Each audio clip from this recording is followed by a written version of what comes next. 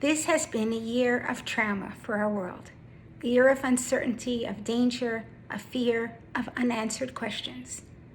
Often in my family we ask, what would Dad say? Sometimes this brings me to laughter, sometimes to tears, sometimes we agree with him and with ourselves, with each other, and sometimes we disagree. It's a way of remembering, of being in conversation with his voice, with his ideas, with his ethos, his way of living. It isn't really fair to him because we are filtering his voice through our own experiences now, but I think he would have been happy to have us arguing and talking as he did about ideas. But there are some moments when I am quite sure of what he would be saying. And for this unique Hanukkah, I'd like to share a few of those thoughts about Hanukkah and about this year. The first is about heroism. The second is about science. And the third is about thankfulness. First, on Hanukkah, we celebrate heroism and heroes. It's a story where the miracles and salvation of HaKadosh Baruch Hu are accomplished through human heroism and in partnership with human initiative. Hanerot halalu anachnu madlikin al hanisim she'asita lavotenu al yedei kohanecha hakadoshim.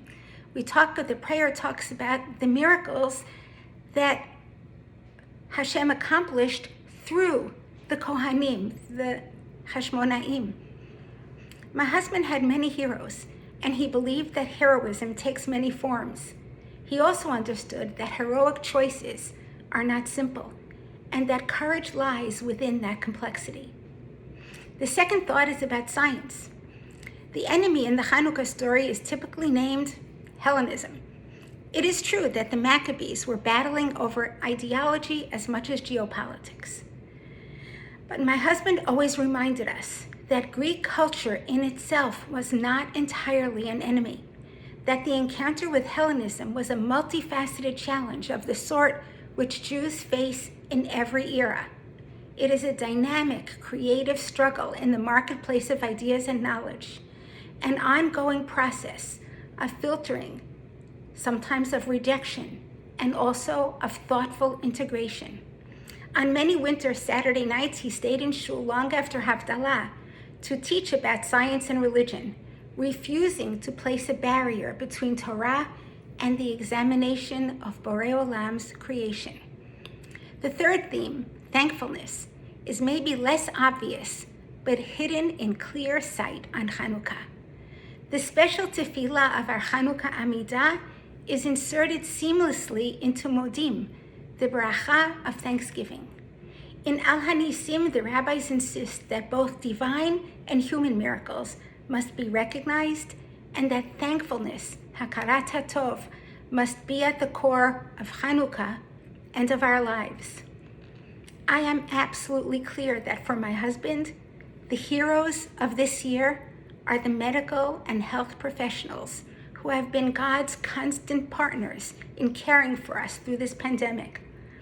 I know this because I remember how he revered and celebrated his doctors, his nurses, the technicians who drew his blood, and the people who were in the hospital all day and all night to bring food, to clean, to offer a smile. The warriors of science, the researchers hidden in laboratories who attacked the mysteries of cancer and found treatments which sustained him.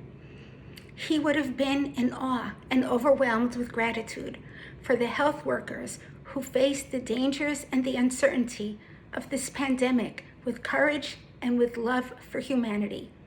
He would have been cheering for the people who devote their lives to science in order to prevent and cure disease, in order to relieve pain and suffering. And he would have asked us to share that deep respect for science, for the pursuit of knowledge, for the magnificent alliance between God and his children, to explore, to discover, to master the natural world. He would have seen that work as avodat kodesh, holy work, and its laborers as anshe emunah, people of faith. And one more word on Hanukkah, literally one word that is especially precious to me in the Hanukkah prayers. In Al Hanisim, we thank God for the miracles and the salvation and the heroism, hagvura, niflaot, the wonders. And then we thank God as well for the nechamot, the consolations, the consoling that was surely needed for the Jewish people after the violent Maccabean wars. It reminds me always that nechama, consolation, is a miracle too. Consolation is a complex gift from God and from people. After trauma and loss, nechama seems almost impossible, but it arrives in miraculous, small, evolving portions. This year, there are so many people who need nechama, and perhaps the world will need a form of nechama.